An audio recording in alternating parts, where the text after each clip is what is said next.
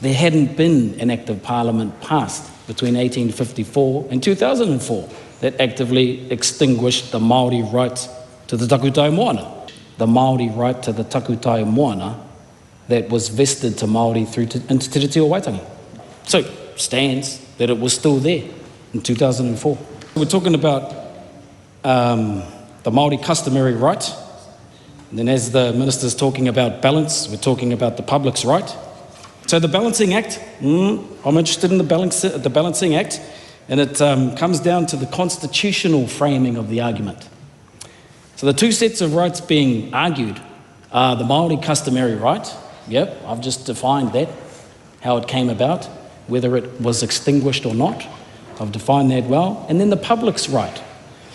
And are those two sets, the question is, are those two sets of constitutional rights as set out into Te Reti o Waitangi equally and adequately recognised on the basis of the bicultural constitutional framework of Te Reti o Waitangi?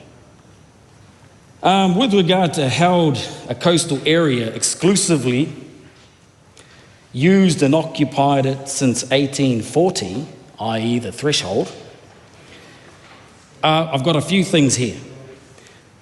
So coastal landowners, we all know them, heaps of farms around the country, run all the way down to the coast, heaps of them in the Ngāti Kere Rohe. My understanding, in the Pākehā sense of the law, is that they don't own the Queen's Chain. Nope.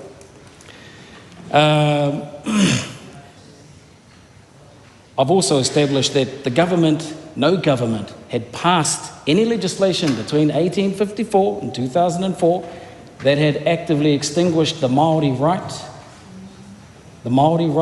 to that same area. So the Māori right was live. The coastal farm owner doesn't own the Queen's Chain.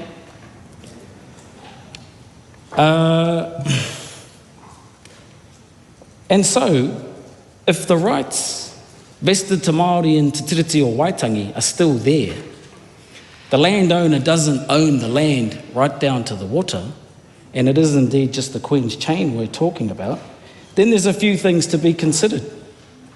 Number one is the Queen's Chain is there. Number two, the Māori right is there. Those two things went largely without contest under the radar right up until 2004.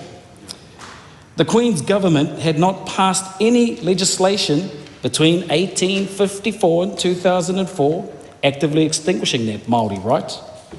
So the Māori right was still there, and the coastal landowners have not impeded the original Te Reti-based Māori right.